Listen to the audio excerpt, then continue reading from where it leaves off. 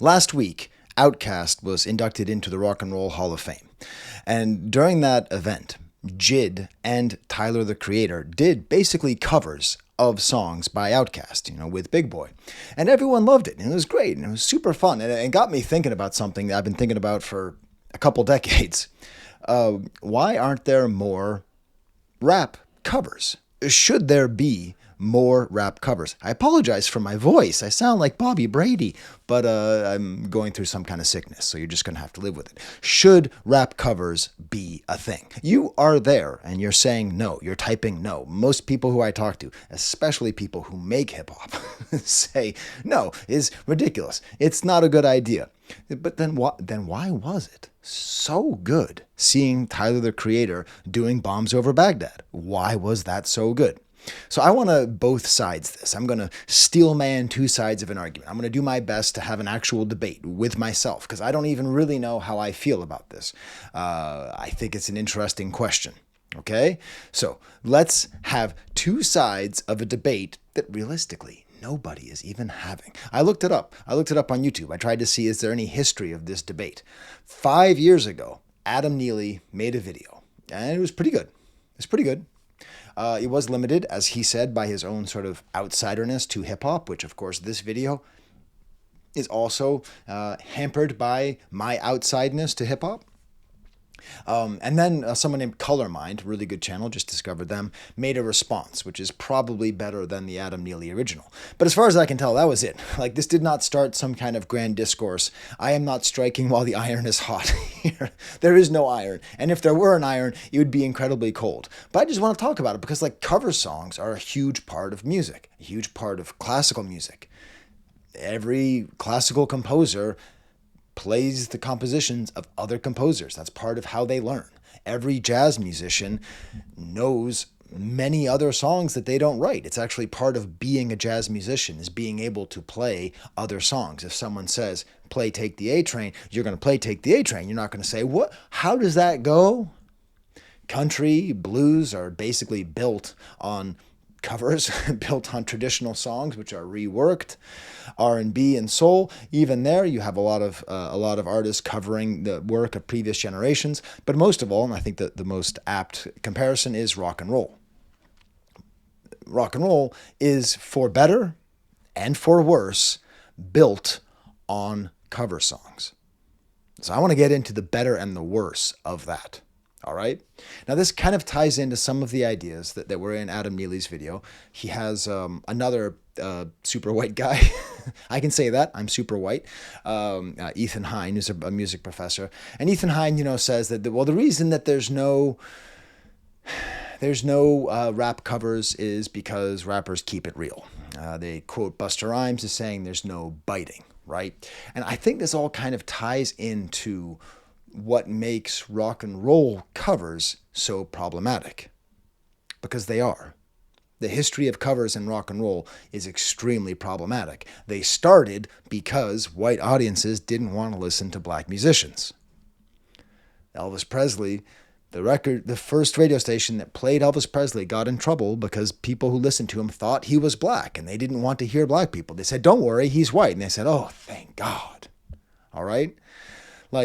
That's really how rock and roll attained mass popularity, was with white artists covering black songs, making them safe. The most famous example is Pat Boone playing Tutti Frutti by Little Richard. A womp bump a loop bump, a womp bam boom. And I can say that because my mother was literally the president of the Pat Boone fan club. She was, Professor Skylore. But to understand how insanely offensive that cover is, I would just like you to imagine if Protect Your Neck by Wu-Tang Clan was never listened to until it was covered by Vanilla Ice.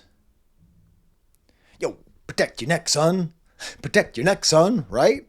So in some ways, maybe, and this is my deepest point about why there's no rap covers, is maybe it's an anti-theft device. Once a song is recorded, once it's made, and the vast majority are made by Black Americans and created, that's where the culture comes from, they own it, so it can't be covered. So if it can't be covered by anybody, it means it can't be covered by me. I can't come in and do my version of it and then all of a sudden make it popular. I don't know. That's sort of my deepest point, that the lack of covers is an anti-theft device from white record label executives who try to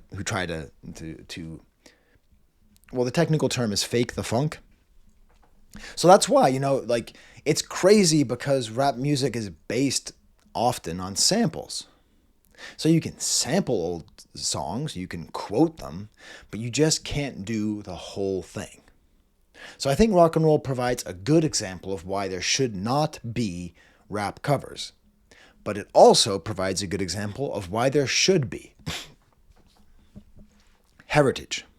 Tradition. Like when a rock and roll artist plays an older song, it sends the new listeners back into history to listen to the old music. Oh, one of the best examples is Nirvana playing The Man Who Sold the World by David Bowie in their Unplugged concert. I knew Bowie at the time, but I didn't know that album or that song, and that threw me back there.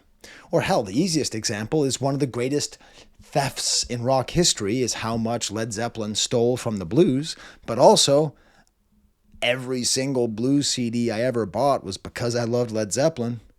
That's how I learned about Robert Johnson. Now listen, that doesn't excuse the theft. But it did help to keep that art alive, even if it was by theft and imitation.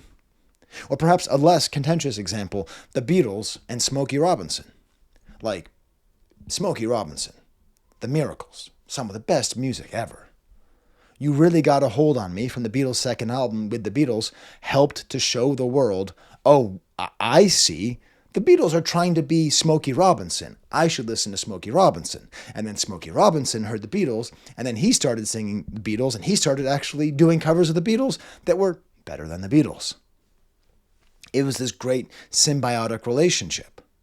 And it can help to take one audience, because it's a conversation. That's the thing about cover songs. They're conversations with the audience. They are either, hey, don't we like this thing? Or, hey, have you checked this thing out? I remember seeing De La Soul. They played at my college in 1999, 98. It was a fairly disappointing show, but mainly because my college was kind of lame. But go Lions. But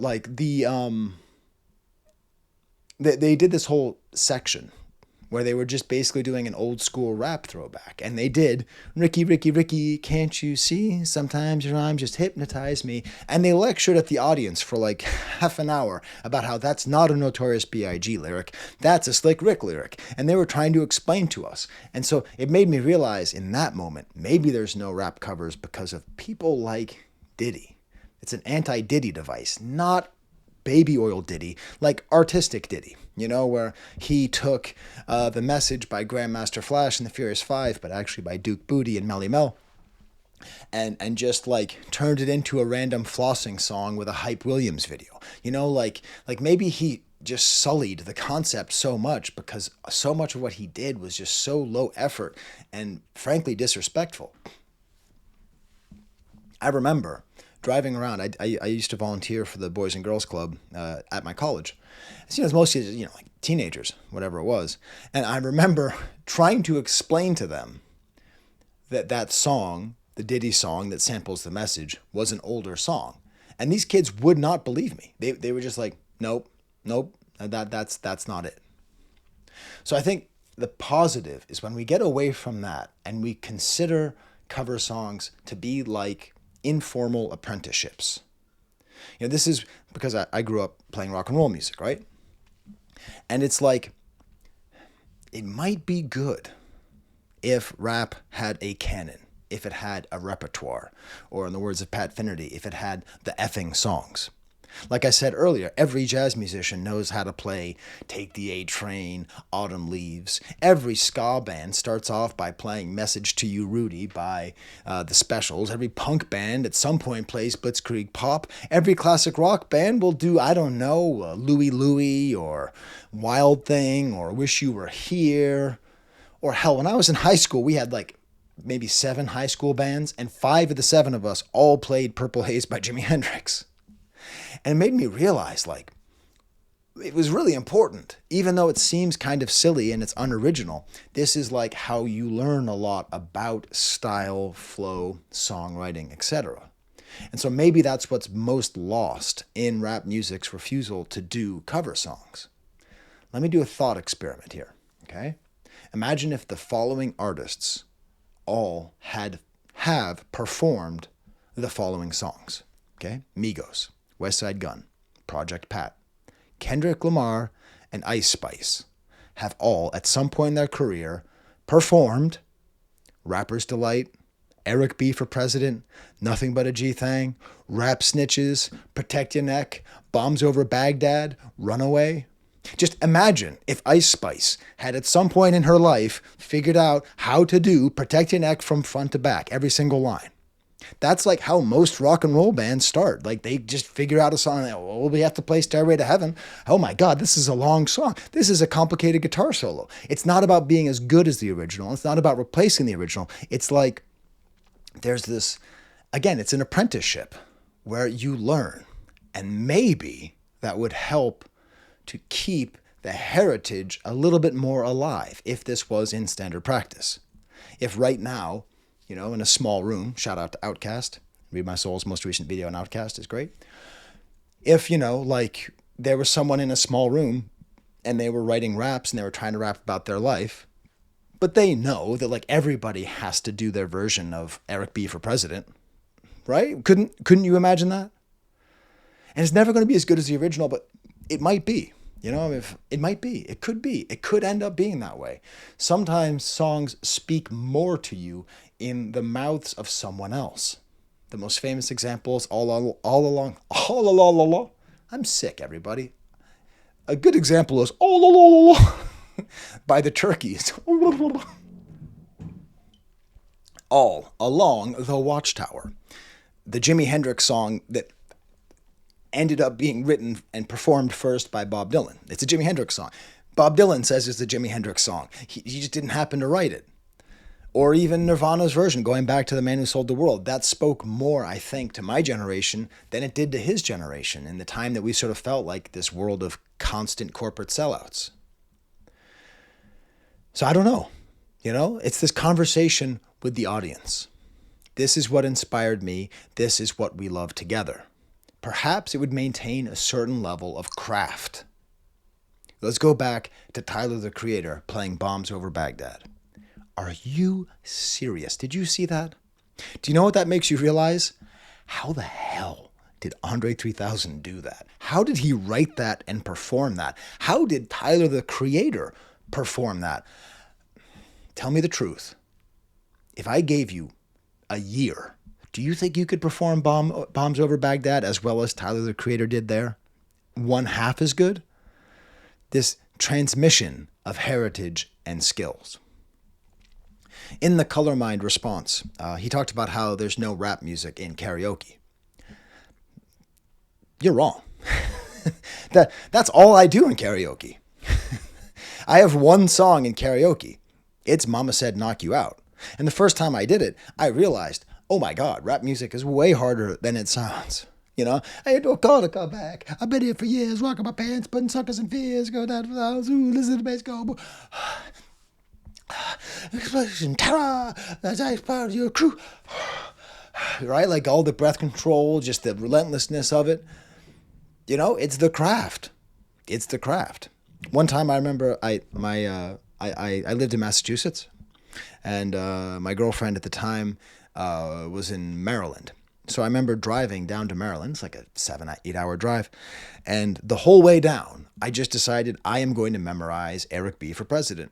I don't know why. I just thought that would be a fun thing to do. Before podcasts, everybody. And like, it taught me so much about the way that raps are written, like the consonants, the assonants, the internal rhymes, the external rhymes, the pacing, like just doing it over and over again. I came in the door, I said it before, I never let the mic magnetize me no more, but it's biting me, fighting me, inviting me to rhyme. I can't hold it back, looking for a line, take it off my coat. And this is just off, off the dome. It's been 20 years since I tried to do this. My rhyme will be kicking it until I hit the last note, right? Like, just just as me, somebody who has never once thought about making rap music, I never thought I have anything to say in that particular genre. I don't think it's mine to, I do not think that is my means of expression. But I learned a lot about the form just by trying to do it. So there's more bits for it. It might seem like I'm for it, but are you ready for the 5 words that will completely destroy my entire argument? 5 words. Are you ready? Left stroke just went viral. You know what I'm talking about. You know the Be Humble cover by the white girl in the back of the car. Adam Neely points out all the acoustic guitar covers by white dudes doing rap songs, like hiding behind the electric guitar. Just a lot of rap covers have been destroyed by just white people just trying to be funny or trying to do satire or trying to do commentary or trying to do karaoke, you know? I think part of the reason why it hasn't happened is that, like, when it has happened, it hasn't been very good. But I do want to get a little more controversial. So I think the best argument against rap covers is that it is an efficient anti-theft device against white people trying, once again, to steal another black art form. You know, it just happens all the time. But I think the best part for it is that, I'm trying to prove a negative here. One of the ideas I've seen people say, and this comes from the comment section of Adam Neely's video, is that the reason that rappers don't do covers is the same reasons that comedians don't do other people's jokes, don't perform other people's bits. And I think this is unintentionally part of the racist discourse that rap is not music. I'm talking about you. What's that guy's name? Ben Shabibo? What's his name? Anyways, the guy who says that rap is not music, right? He's in Miami, right? Like him, Ben Shapiro saying rap is not music, that's like, super racist. That's just a racist dog whistle. I think unintentionally, this anti-cover stance is connecting rap music to things like comedy, things that are completely located within one person's personality, that only one person can say it. Is rap music about an individual's expression, or is it a cultural expression through music? If it is, I believe, a cultural expression through music, then absolutely Ice Spice should be able to do her version of It's My Thang by EPMD. And we should just say, okay, right? Because it's just music. Just like if you have like a brother who plays saxophone, he's going to try to play Take the A Train. Because it's music. It's not comedy. It's music. It's not comedy. I can't do it. I was going to talk about Bobby Brady. Bobby Brady, by the way, if you know that reference, get a colonoscopy. I got one last year. It was good. Shout out to Andre 3000. I swear to God, Andre 3000, if you make an entire album about getting a colonoscopy, well, you're already one of the goats. A little side note here. Hey, there's no EDM covers either. So is it just that it's like newer music doesn't have EDM, doesn't have covers? I don't know. So for my closing arguments, okay, ladies and gentlemen of the court, if it pleases you, I'm going to make my closing arguments. The closing argument against rap covers. My dream of having new rap artists playing old rap songs and have them be sort of the standards is that it happened.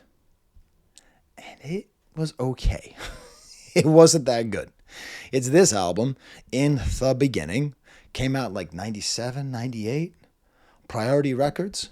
It's a who's who of what's what in late 90s rap music. I'm going to keep it a buck. I'm going to be honest with you. I forgot this album existed, and I own it on CD.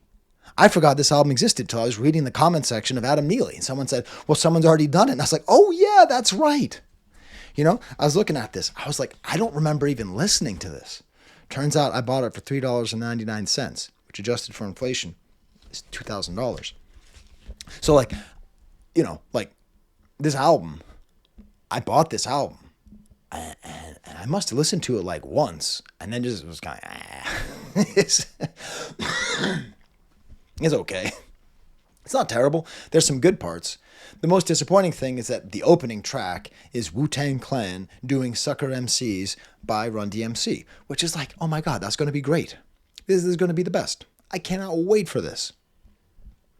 But they kind of mailed it in. It's like they start off, they add their own thing, bring the ruckus to all you naughty head effas,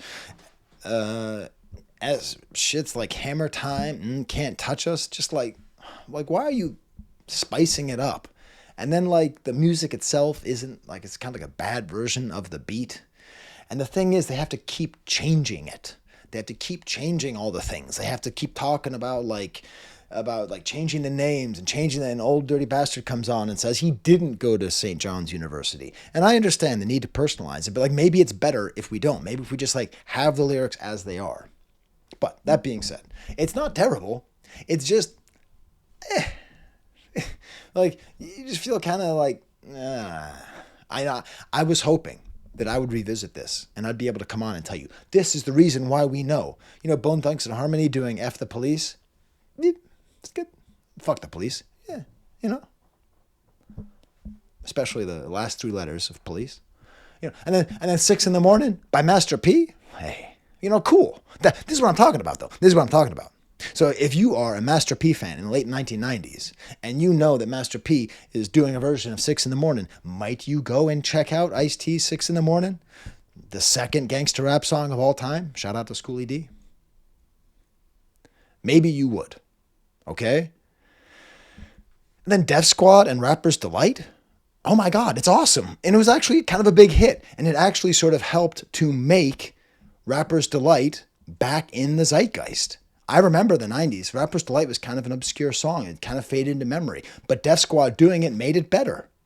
But you know, in general, the best performance is The Roots. The Roots doing the show by Slick Rick. You got Rozelle on there doing the Dougie Fresh bits, you know, which is awesome.